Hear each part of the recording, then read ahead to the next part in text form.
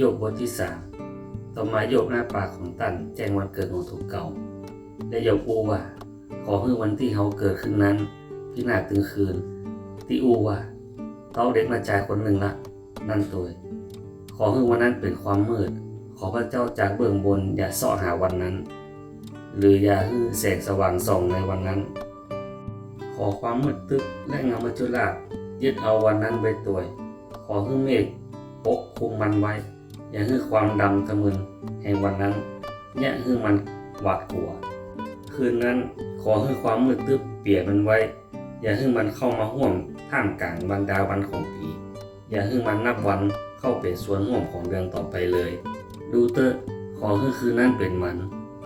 ขออย่าให้เสียงฮ้องอันชื่นบานได้ยินในคืนนั้นเลยขอให้บรรดาผู้ที่สาบวัน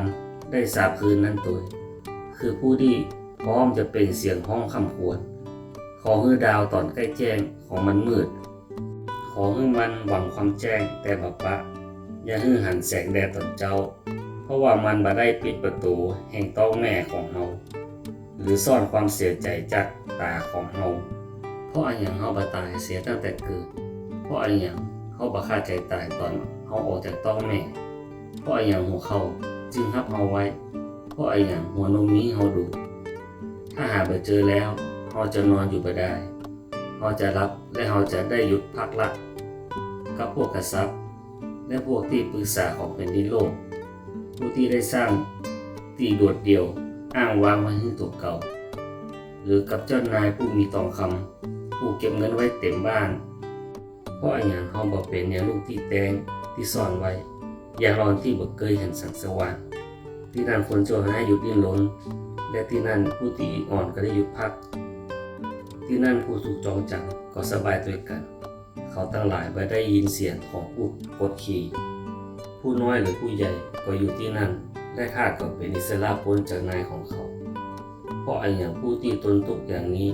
ยังได้รับแสงสว่างและผู้ที่มีใจขบคืนได้รับชีวิตคนที่ขอความตายแต่มันบ่มาและคนซ่อหามันนักกว่าซ่อหาทรัพย์ที่ซ่อนอยู่ผู้ที่อิ่มอกอิ่มใจอย่างนัก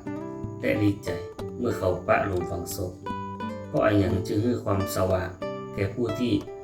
หนทางของเขาซ่อนอยู่ผู้ที่พระเจ้าเนี่ยหัวล้อมต้นไม้เกิ่งไว้